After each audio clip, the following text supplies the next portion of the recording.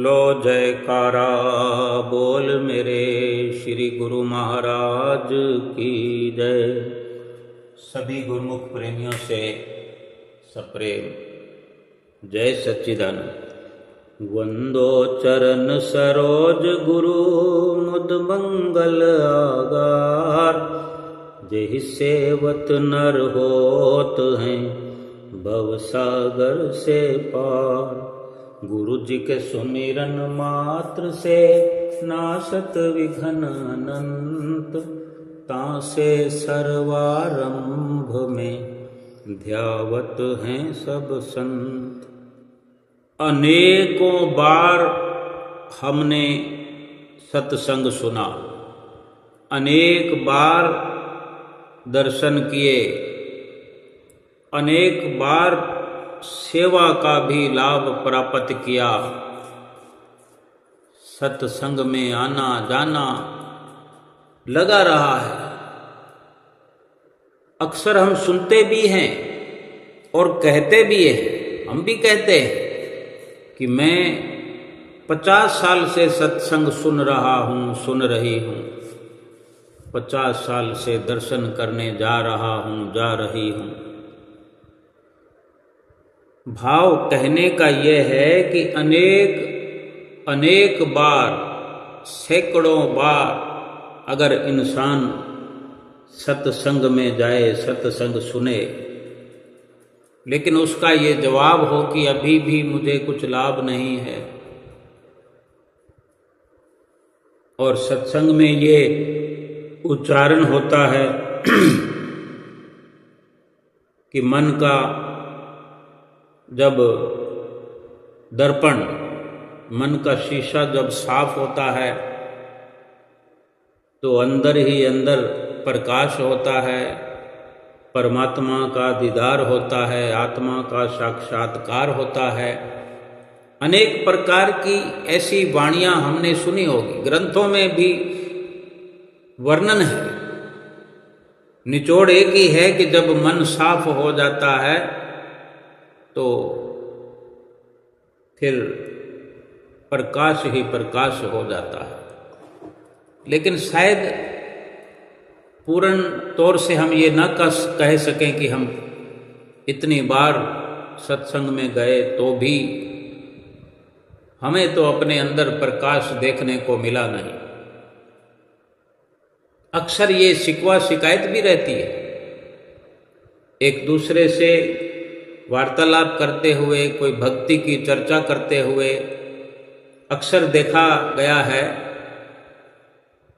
कि जो सत्संग में वर्णन होता है,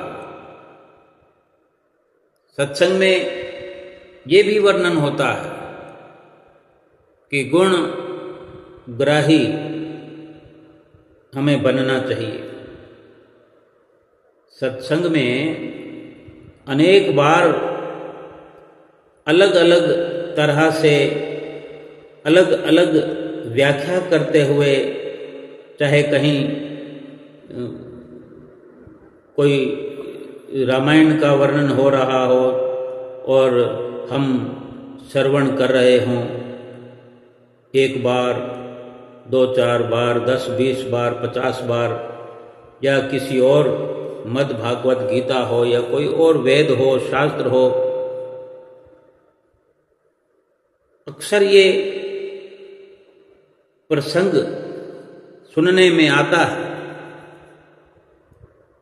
कि इंसान को अपनी गुणग्राही बुद्धि रखनी चाहिए, यानी गुणग्राही बनना चाहिए। गुण ग्रहण करने वाला, यानी दूसरों के अवगुणों पर ध्यान नहीं देना चाहिए, दूसरों के गुणों को अपने अंदर एकत्र करना चाहिए। मतलब इस प्रकार की बहुत सी हम वाणियां संतों महापुरुषों की सत्संग में सुनते रहे। जब जब भी सत्संग में गए, आज श्री दरबार में हम अगर जाते हैं तो दरबार में हमें श्री गुरु महाराज जी के दर्शन करते हुए जो सत्संग होता है, या श्री गुरु महाराज जी आप स्वयं वचन फरमाते हैं, चाहे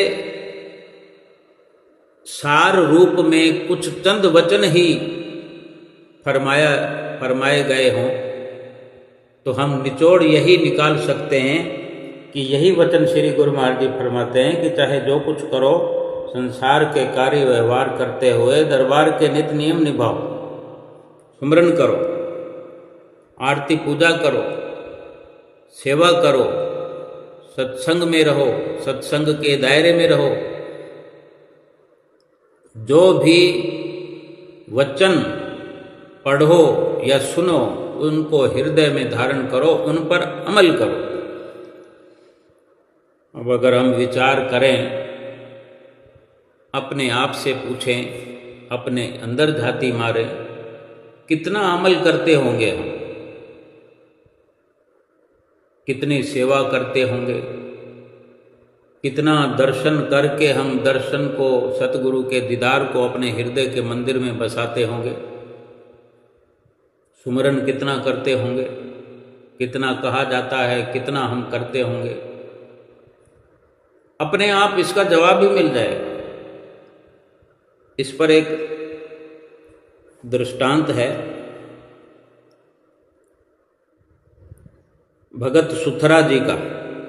आगे चलकर वो संत सुथरे शाह के नाम से जाने लगे, मशहूर हुए। नाम उनका पहले ही पड़ गया था, उनको सब सुथरा जी कहते थे। उनका जो मन था साफ था, साफ सुथरे मन की वजह से उनका नाम सुथरा पड़ गया। लोग उन्हें सुथरा भगत कहने लगे। अक्सर ये मशहूर हो ही जाते हैं भगत लोग कि ना किसी को कुछ कहना है, ना किसी को शिकायत करनी है, ना किसी से कोई शिकवा करना है। दुख में सुख में सम रह करके जो जीवन व्यतीत करते हैं, अपने समय पर पूजा पाठ करते रहना, अपने घर में बैठ कर के भजन भक्ति करना, सतगुरु के द्वार पर जा कर के सेवा का अवसर तलाशना, सेवा का अवसर मिलने पर प्राणपन से सेवा करना, दृढ़ निष्ठा से सतगुरु के वचनों पर अमल करना।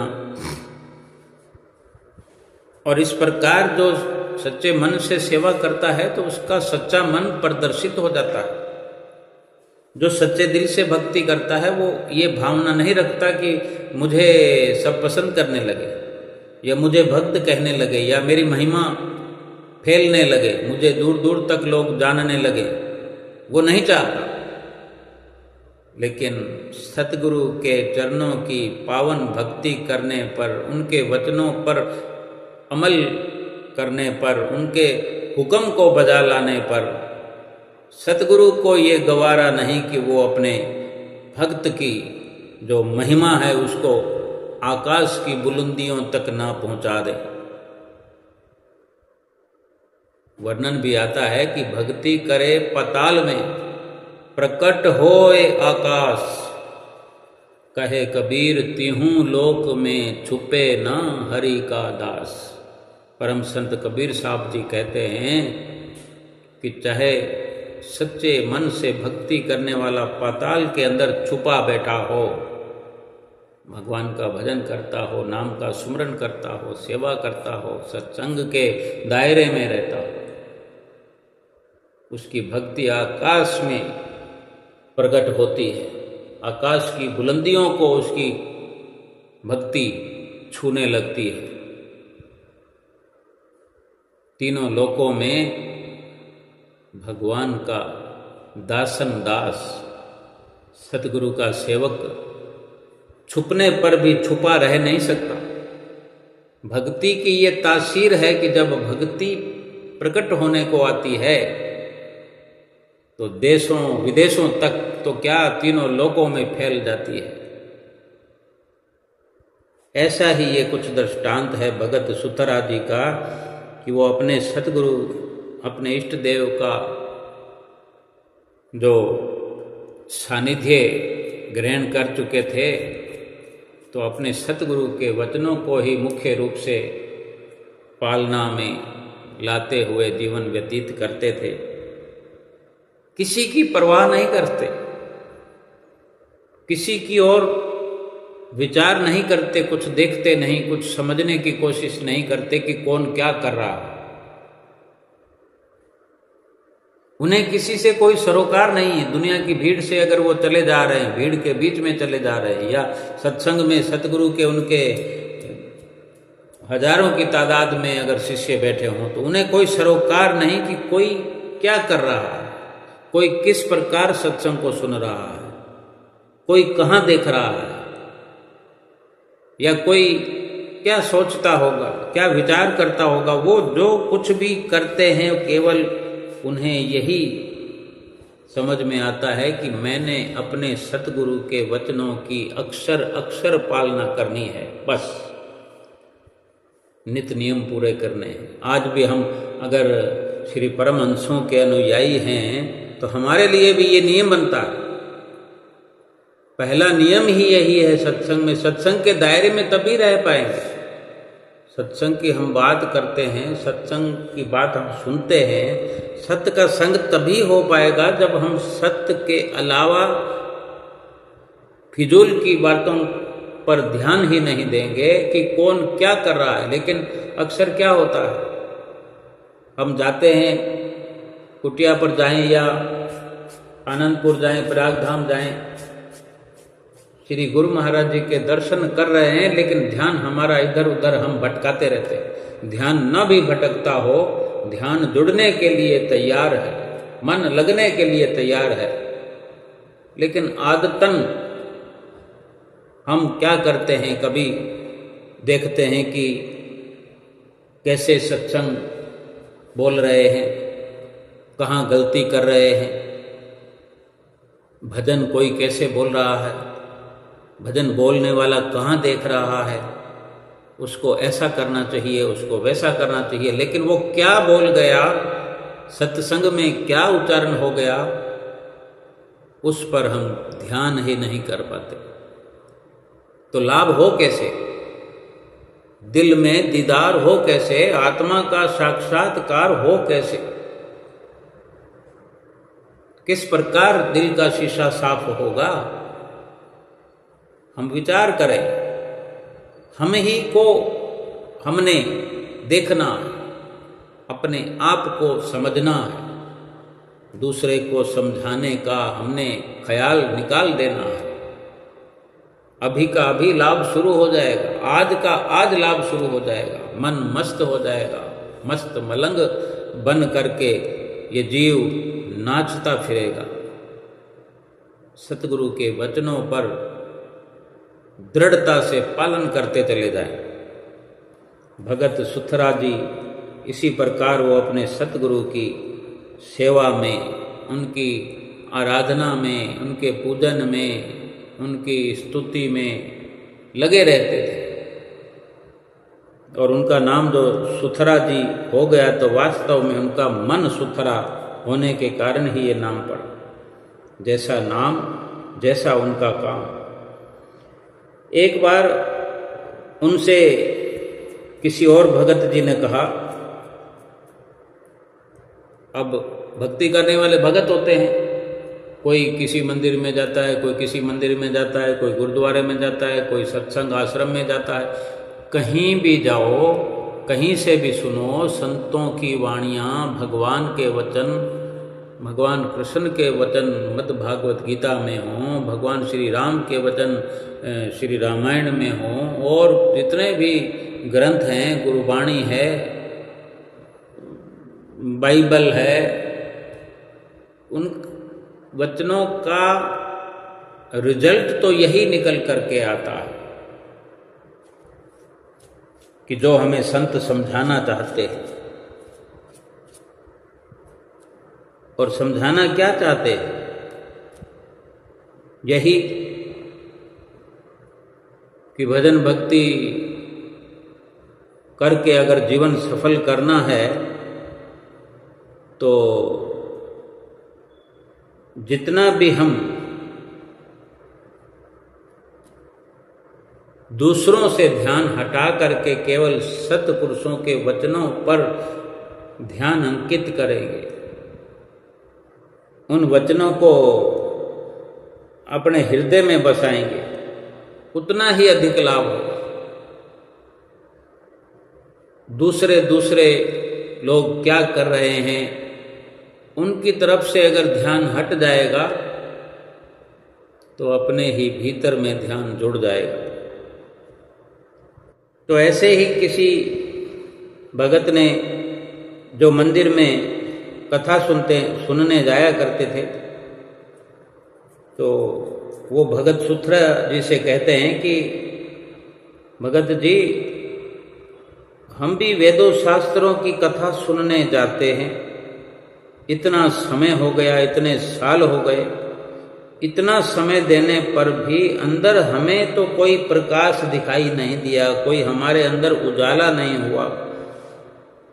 और आप हैं कि कहीं जाते भी नहीं, मंदिर में जाते हुए आपको देखा नहीं, कहीं कथा श्रवण करते हुए आपको नहीं देखा। सभी लोगों को हम देखते हैं, आप तो कभी दिखाई देते नहीं। हम तो सभी जहाँ भी सत्संग होता है वहाँ पहुँच जाते हैं, जिस मंदिर में कोई कथा कीर्तन होता है हम पहुँच जाते हैं, चाहे रामायण की कथा हो, मद् भागवत गीता हो, गुरुद्वारे में कोई प्रोग्राम हो, हम तो सब जगह पहुँचते हैं। लेकिन हमें तो कुछ भी ऐसा अपने अंदर नहीं दिख पड़ता।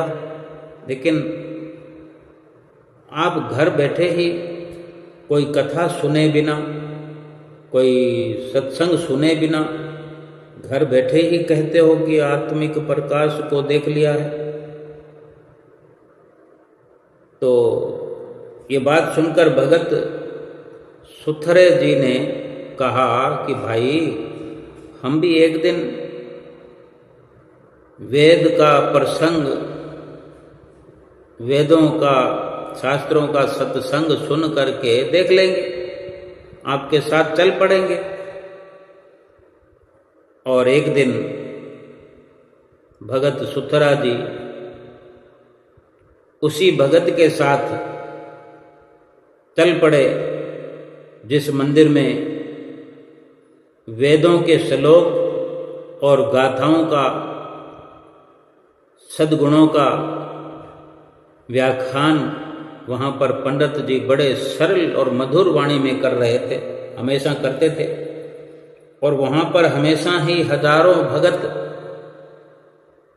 नित्य प्रति कथा सुनने का लाभ उठाते थे, रोज ही आनंद में झूमते थे। ऐसी बात नहीं है, सत्संग सुनने में, कथा सुनने में बहुत आनंद आता है। जितना कोई आनंद लेना चाहता है उतना आनंद आता है। फिर भी जाने क्या कमी रह जाती है कि अंदर में अपने उजाला नहीं देख पाते, ये शिकवा शिकायत भी रहती है। तो वहाँ मंदिर में पहुँच गए और दोनों ही, वो सुथरा जी और जो भक्त उन्हें लेकर आया है, दोनों ही कथा में बैठ गए। थोड़ी देर ही एकाग्रता से सत्संग में वर्णन हो रहा था, जो प्रसंग चल रहा था। सत्संग में जिस पहलू पर पंडित जी व्याख्यान कर रहे थे, उस समय प्रसंग में ये वर्णन हो रहा था कि हर इंसान को दूसरों के गुण ग्रहण करना चाहिए, गुणों को हासिल करना चाहिए, दूसरों के गुण ही अपने अंदर इकट्ठा करने चाहिए, दूसरों के अवगुणों को नहीं देखना चाहिए।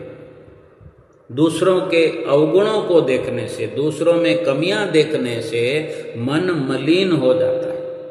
उनके अवगुण जो हैं उनको देखने से वो अवगुण हमारे अंदर प्रवेश कर जाते हैं और मन पहले से भी ज़्यादा दूषित हो जाता है। वहाँ मलिनता बढ़ जाती है, कचरा बढ़ जाता है, अंधेरा बढ़ जाता है। तो जब इस प्रकार के वचन दोहराए जाने लगे, व्याख्यान चल रहा था, बड़े सरल शब्दों में सार समझा रहे थे, पंडित जी वहाँ पर सुथरा जी ने कथा समाप्ति पर खड़े होकर सभी के बीच में, वहाँ पर हजारों लोग बैठे हुए थे, तो उस वक़्त खड़े होकर सुथरा जी ने जोर जोर से चिल्लाना शुरू कर दिया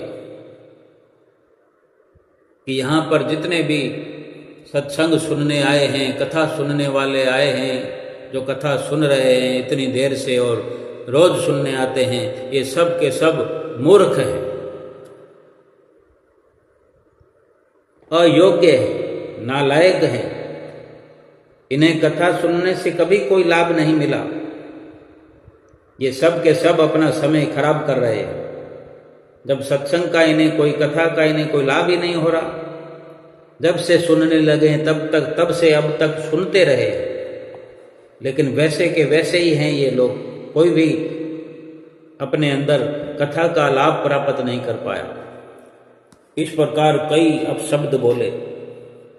इतना सुनते ही सारे लोग झटपट अपनी निंदा को सुनकर क्रोध में आ गए, आग बबूला होने लगे, तमतमाने लगे, आंखें लाल किए हुए खड़े हो गए और वहाँ से सुथरा जी भागने लगे और वो लोग गुस्से में इनके पीछे भागने लगे और चिल्लाने लगे, पकड़ो पकड़ो पकड़ो। सब दौड़ने लगे पीछे। ये मौका पाकर आगे आगे और बाकी सब पीछे। पकड़ो पकड़ो की खूब आवाज़ें आने लगी, पकड़ो पकड़ो, मारो, खूब मारो इसे, ये इसी लायक है। यही आवाज़ें चारों ओर गूंजने लगी। लेकिन वो सभी को चकमा देकर किसी स्थान में जाकर छुप गए। जहाँ छुपे 5-10 दिन तक लोग इन्हें इनके ठिकाने व आने जाने वाले उन रास्तों पर ढूंढते रहे कि हो ना हो, कहीं ना कहीं तो किसी के घर छुपे हुए हैं। उनके अपने ठिकाने पर ढूंढते रहे, वहाँ नहीं मिले। अब क्या मालूम किस घर में छुपे हुए हैं, तो अंदाजन वो एक एरिया निश्चित करके, भाई इससे तो अधिक दूर या इस एरिया से बाहर नहीं जा सकते, उसके अंदर अंदर वो लोग निगरानी रखने लगे कि कभी तो सुथरा बाहर निकल कर आएगा, सामने पकड़ा जाएगा। तो 10 दिन के बाद सुथरा जी ने, जहाँ वो जिस घर में छिपे थे, खिड़की को खोलकर जो झांकने लगे, तो वहाँ कोई ना कोई बाहर तलाश करने के लिहाज से वहाँ उपस्थित था और उन्होंने इनको खिड़की से झांकते हुए देख लिया। और ये भी, सुथरा जी भी झट से वहाँ बाहर निकले और फिर लगे दौड़ने। दौड़ते दौड़ते फिर तो अपने सतगुरु जी के आश्रम पर पहुँचे और उनके चरणों में जाकर के बैठ गए। पीछे पीछे पीछा करते हुए लोग भी वहाँ आ गए। 1-2 लोगों ने देखा था, फिर वो शोर मचाने लगे। जैसे लोगों को पता लगने लगा कि सुथरा जी भाग रहे हैं, कहीं छुपे हुए थे, बाहर निकल आए हैं, तो सब लोग इकट्ठा होते गए और एक के पीछे एक ऐसे करके भीड़ की भीड़ वहाँ पहुँच गई, जहाँ वो अपने सतगुरु देव महाराज जी के चरणों में पहुँच करके बैठे हुए थे। वहाँ सब पीछा करते करते लोग पहुँच गए। इतने लोगों को देखकर सतगुरु जी ने पूछा, सुथरा, ये लोग तेरे पीछे क्यों लगे हुए हैं? क्या अपराध किया है तूने? सच सच बता, सब कुछ बता। किसी का कोई धन तो नहीं चुराया तुमने? किसी को कोई चोट तो नहीं पहुंचाई तुमने? ऐसा क्या अशुभ कर्म किया है? वो कुछ बोलता सुथरा, उससे पहले ही सब लोगों ने मिलकर के सतगुरु के चरणों में विनम्र भाव से वर्णन किया कि हे गुरुदेव, इनसे पूछिए कि इन्होंने मंदिर में आकर हम सबको कड़वे कड़वे शब्द क्यों बोले, सभी के प्रति इतनी कड़वाहट क्यों निकाली। इनको सब भक्त की पदवी देते हैं, भक्त कह करके बुलाते हैं, भक्त सुथरा जी कह करके संबोधन करते हैं। क्या एक भक्त होकर इन्हें ये शोभा देता है? क्या इन्हें ऐसा करना चाहिए? तब सुथरे जी ने गुरुदेव जी से विनम्र स्वर में अपनी तरफ से विनती करी कि गुरुदेव, पहले इनसे पूछिए कि जिस दिन मैं मंदिर में गया था, जिस दिन का ये वाकया है, और ये सब वहाँ पर कथा सुन रहे थे, तो इनसे ये पूछिए कि उस वक़्त क्या ऐसा विशेष वर्णन हो रहा था, क्या प्रसंग चल रहा था, किस प्रकार की चर्चा हो रही थी, वार्ता हो रही थी सत्संग में, ये मुझे बताएं। तो फिर मुझे ये याद आ जाएगा कि मैंने क्या कहा था इनको और किस कारण से कहा था। बस ये इतना बता दें कि क्या वो वृत्तांत पंडित जी सुना रहे थे, किस बात का वो व्याख्यान दे रहे थे, क्या कथा सुना रहे थे, क्या प्रसंग था वो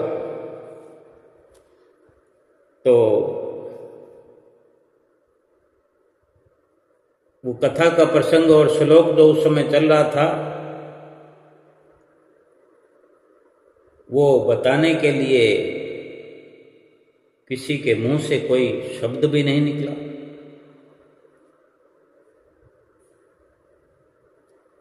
सब एक दूसरे का मुंह ताकने लगे।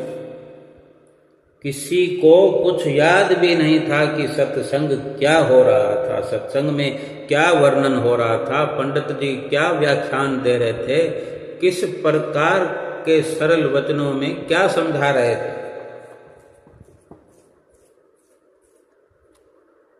तो जब वो कुछ भी नहीं बता सके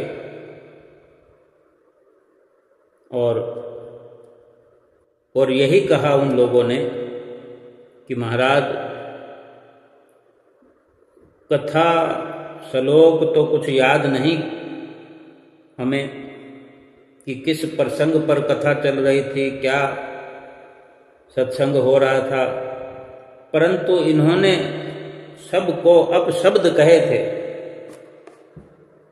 और हम इतने दिनों से ढूंढ रहे थे, ये छुपे हुए थे। आज ये बाहर निकले हैं और आपके पास दौड़ कर आए हैं और हम भी पीछे पीछे चले आए हैं। अब ये जब सबने कहा तो सुथरे जी ने फिर गुरुदेव के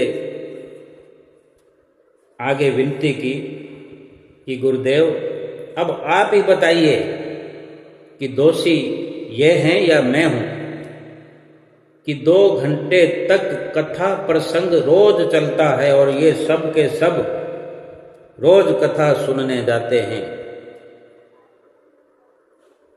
और इन सब को जो मुझे पकड़ने के लिए, मारने के लिए बेचैन है, इनमें से किसी को कथा का कुछ भी याद नहीं है, किसी को कुछ प्रसंग की बात याद नहीं है कि सत्संग में किस प्रसंग पर चर्चा हो रही थी, पंडित जी क्या सरलार्थ कर रहे थे, क्या समझाना चाहते थे, और ये रोज जाते हैं और उस दिन भी गए और इन्हें कुछ भी याद नहीं है।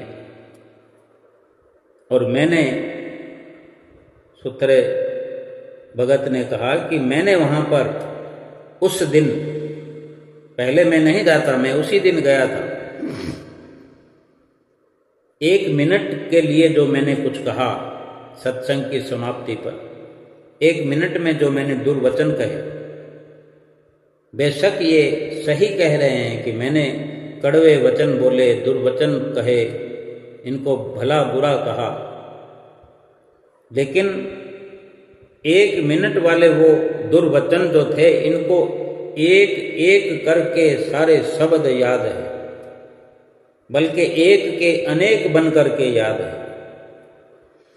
बड़े विस्तार से सरलार्थ करते हुए ये आपसे शिकायत कर रहे हैं कि सुथरे ने ये कहा, सुथरे ने वो कहा, एक भी वो अब शब्द भूल नहीं पाए। और ये फिर पूछते हैं, मुझे पूछते हैं ये कि आप मंदिर में क्यों नहीं आते। और इसके बाद उन्होंने, सुथरा जी ने वहाँ उपस्थित सभी को संबोधित करते हुए कहा कि नित्य प्रति कथा श्रवण करते हो, और उस दिन भी यही प्रसंग चल रहा था। पंडित जी क्या सुना रहे थे कि नित्य सुनदे हो गुण बन पल्ले, ओ गुण नु बिसराओ। सत्संग में क्या वर्णन हो रहा था कि नित्य सुनदे हो गुण बन पल्ले, अवगुण नु बिसराओ। की फायदा है कथा सुनन दा जे ना हृदय विच बसाओ। वहां भी सत्संग में ये चर्चा हो रही थी पंडित जी द्वारा, और सुथरा जी ने फिर से सरलार्थ करते हुए, उन वचनों को अनुवाद करते हुए जस का तस फिर वहाँ अपने सतगुरु के सामने उन लोगों को वर्णन करके सुनाया, और फिर अंश उसका उत्तर और सरल करते हुए समझाया कि गुण ग्रहण करो, सभी के गुण इकट्ठा करके, सभी से गुण ग्रहण करके अपने हृदय में बसाओ, और अवगुणों का त्याग करो, किसी के अवगुणों को अपने हृदय में न बसाओ। और ये बात हृदय में अगर कोई सत्संग सुनने वाला धारण नहीं करता है, हृदय में नहीं बसाता है सत्संग के इन वचनों को, यानी अवगुणों को देखना अगर नहीं छोड़ता है, तो क्या केवल सुनने से लाभ हो जाएगा? हृदय में प्रकाश हो जाएगा, सतगुरु का, परमात्मा का दिल में दीदार हो जाएगा, दिल का शीशा क्या साफ हो जाएगा? कैसे आत्मा का साक्षात्कार होगा? कैसे मन की मलिनता दूर हो गई? कैसे मलिनता दूर होगी? मलिनता तो हम बढ़ाते चले जा रहे हैं, मन को मलिन करते जा रहे हैं।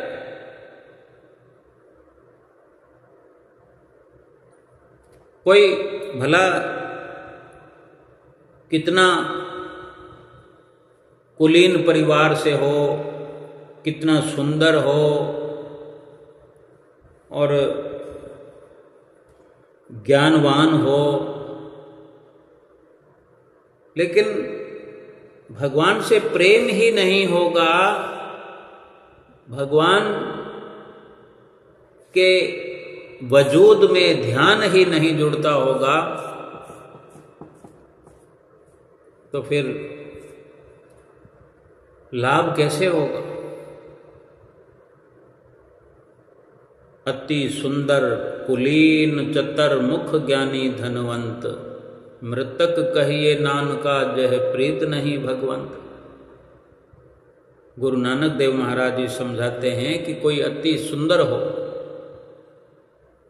बहुत ही सुंदर हो, किसी का चेहरा, रूपवान हो, कोई ऊंचे कुल में जन्म लिया हो, अति सुंदर कुलीन यानी ऊंचे कुल वाला हो, चतुर हो, ज्ञानी हो, धनवान हो, लेकिन गुरु नानक देव महाराज जी ने दूसरी लाइन में निर्णय कर दिया कि मृतक कहिए नानका जय प्रीत नहीं भगवंत। अगर भगवान के चरणों में प्रेम नहीं है तो लाख कथा सुने, लाख कीर्तन करे, रातों रातों को जाग करके हवन करे, यज्ञ करे, लेकिन भगवान के चरणों में प्रीत नहीं है, अवगुण देखता हो, गुणों को अपने अंदर धारण न करता हो, सत्संग सुन करके सत्संग पर अमल न करता हो, सत्संग पर आचरण न करता हो, वो मुर्दे के समान है। मृतक कहिए नानका जह प्रीत नहीं भगवंत। जो प्रभु से प्यार नहीं करता है, प्रभु के नाम का सत्संग सुनता है, घंटों के घंटे कथा में बैठता है, लेकिन जिस प्रभु के गुण अनुवाद सत्संग में गायन होते हैं वो ज्ञान अर्जित होता है, लेकिन उसी प्रभु से प्रेम नहीं है। प्रेम तो संसार में करते हैं। देखो, गुरुमुख प्रेमी एक से बढ़कर एक अनुभवी है। कोई किसी प्रकार का कोई वहम का कार्य हो, कोई संशय हो, उसको पकड़कर बैठ जाते हैं। संशय को चुटकियों में निवारण करना आना चाहिए। संशय में भ्रम नहीं जाना चाहिए। कोई कह रहा था कि परिवार में बच्चा हुआ है तो क्या कहते हैं कि अभी सब कुछ अपवित्र घर में हो गया है, तो कुछ दिनों तक गुरु महाराज जी को भोग नहीं लगाना है, आरती पूजा भी नहीं करनी है, क्योंकि सब कुछ अपवित्र हो गया है। तो एक भक्तानी कह रही थी कि मुझे ऐसा कह रहे हैं, लेकिन ये विचार नहीं करते कि घर के अंदर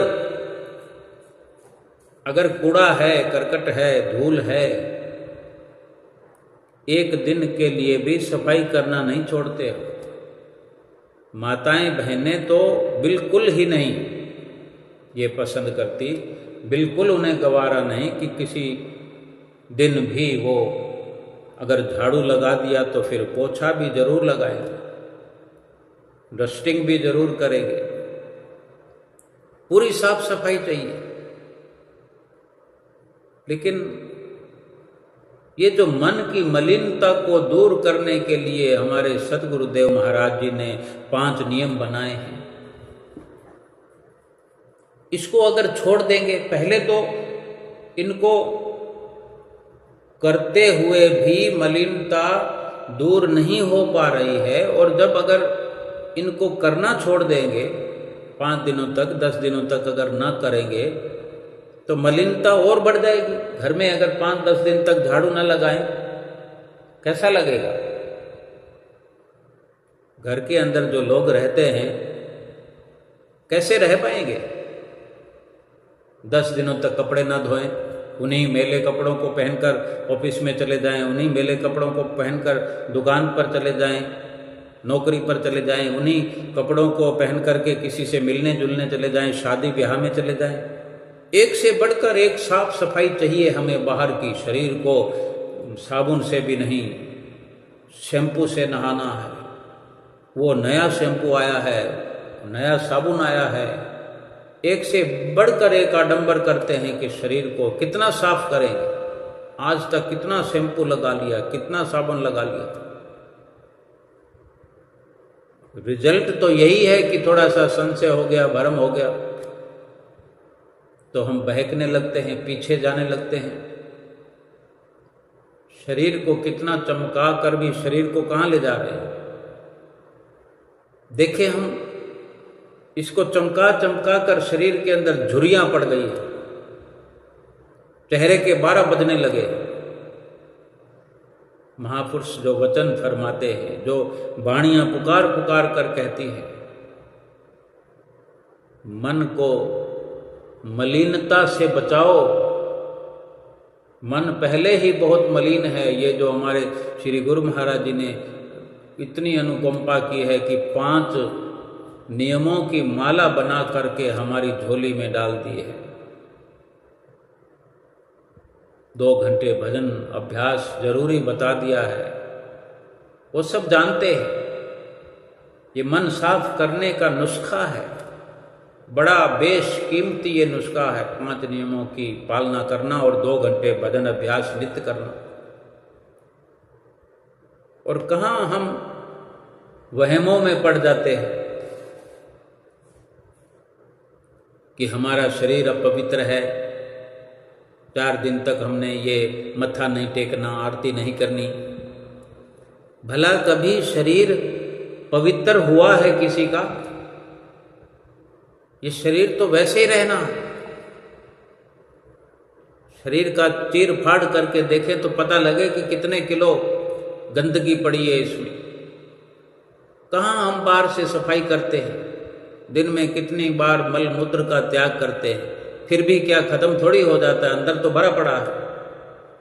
कौन सी सफाई की बात करते हैं, कौन सी पवित्रता की बात करते हैं? हर इंसान हर वक्त हर हाल में अपवित्र है। ये तो परोपकार है हमारे सतगुरु का, श्री परमहंसों की अपार दया है जो हमें स्वीकार किया है, हमारे ऐबों पर पर्दा डाल रखा है, हमें गुरमुखों शब्द से नवाजा है। हर वक्त फरमाते हैं गुरमुखों, हालचाल पूछते हैं कि आप सब खुश प्रसन्न हैं, और हमारी हाँ को सुन करके ऐसे लगता है कि उन्हें भी कोई अनमोल निधि मिल गई हो। हमारी खुशी को देखकर उनकी खुशी का कोई ठिकाना नहीं रहता। हमें भी समझदार बनना है, होशियार बनना है। ज्ञान तभी हमारा सकारत है जब ज्ञान को अमल में लाए, कि वास्तव में गुणों को ग्रहण करने वाले बने। जो वचन हम सुनते हैं, चाहे हम कुटिया पर जाकर के सत्संग सुनते हों, श्री दरबार में पहुंच करके सुनते हों, हमारे घर में पोथी रखी हुई है, अनेक पुस्तकें श्री दरबार की हमने रखी हुई है, और भी अनेक प्रकार के सत्संगों के हमारे घर में किताबों के पुस्तकों के जखीरे मिल जाएंगे। कोई कमी नहीं है किसी प्रकार से। कमी है तो अमल करने की है, सत्संग की, ज्ञान की, सुनने सुनाने की कोई कमी नहीं है। ये दिल जो है ये मलिन हुआ पड़ा है, इस दिल में वो ज्ञान बसे तो कैसे? अज्ञानता का यहाँ पर डेरा लगा पड़ा है। इसको साफ करो, इस दिल को साफ करना है। फरमाते हैं कि दिल का हुजरा साफ कर, जाना के आने के लिए ख्याल गैरों का हटा, उसको बिठाने के लिए। ये जो गैर ख्याल हैं, भक्ति के अलावा, सत्संग के अलावा, जो निंदा, चुगली, दुर्भावना, ये ईर्ष्या, द्वेष, जलन, कि उसको ये मिला तो मुझे क्यों नहीं मिला, उसके पास ज़्यादा कैसे आ गया, अब मेरे पास कब इससे ज़्यादा आए तो मैं संतुष्ट हूँ। ऐसे विचारों से फिर भक्ति डेरा नहीं डालती दिल में।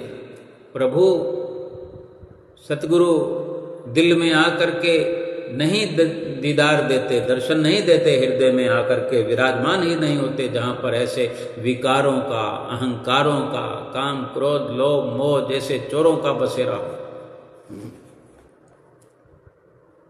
हम गुरमुख हैं, भागशाली हैं, सतगुरु की प्रसन्नता है हम पर, अति अति प्रसन्नता है, लेकिन हम भूल जाते हैं। सतगुरु हमें माफ कर देते हैं, बख्श देते हैं। हम भूलनहार हैं, सतगुरु हमारे बख्शनहार हैं। श्री परमहंसों की नगरी में हम प्रवेश पा चुके हैं, भगवान की नगरी में हम प्रवेश पा चुके हैं। किसी बैकुंठ की, स्वर्ग की कामना करना भी बेकार है। कामना तो करनी नहीं किसी चीज की, जरूरत क्या है?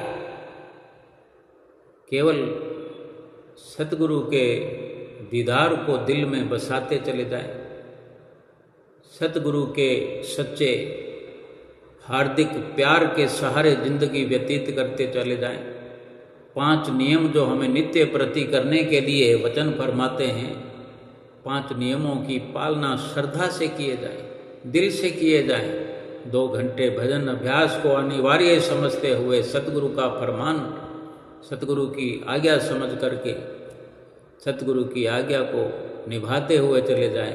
बाकी वो जाने उनका काम, क्या लोक है क्या परलोक है, कैसे संवारना है, क्या करना है, ये उनका काम है। हमको उनका हुक्म बजा लाना है, उनके वचनों पर अमल करना है। हमने अगर 5 नियमों की पालना कर ली, 2 घंटे भजन अभ्यास कर लिया, तो यकीनन हमारा लोक ये सुखी हो जाएगा, पर लोक सुहेला हो जाएगा, कोई संशय नहीं, इसमें कोई संदेह करने की जरूरत नहीं। जिसने ये जान लिया कि सतगुरु हमारे हितैषी हैं, हमारे भले के लिए यत्न रात और दिन कर रहे हैं, हमें उनके वचनों की पालना को पूरा करना ही करना है। जिसने ये जान करके समझ करके अपने जीवन को उनके नक्शे कदम पर ढाल दिया, जिसने अपने मन को सतगुरु के हवाले कर दिया, मन की मति को छोड़ दिया, केवल और केवल गुरु की मति को धारण कर लिया। मन की मति को छोड़ आया ने, गुरु की मति बिना बहु डूबे सयाने। मन की मति का त्याग कर दो। मन की मति से अनेक अनेक स्याणे ज्ञानवान डूब गए इस मझधार में। अपनी स्यानप छोड़ करके सतगुरु के हवाले अपने जीवन की बागडोर हम कर दें और सतगुरु के बताए रास्ते पर चलते चले जाएं। कोई शक नहीं, कोई सुबह नहीं, किसी प्रकार की चिंता नहीं, कोई फिक्र नहीं, निष्फिक्र होकर के, निश्चिंत होकर के सतगुरु के बताए हुए नाम का चिंतन रात और दिन करते चले जाएं। सुमरन से जुड़े रहें, चलते फिरते उठते बैठते जिह्वा से जाप करें, मस्तक पर सतगुरु का ध्यान करें और 2 घंटे बैठ करके निष्काम भाव से एकांत में श्वास श्वास मौन धारण किए हुए सुमरन करें। सुमरन ऐसा कीजिए पड़े निशाने चोट, सुमरन ऐसा कीजिए जिह्वा हिले ना होठ। बोलो जयकारा बोल मेरे श्री गुरु महाराज की जय।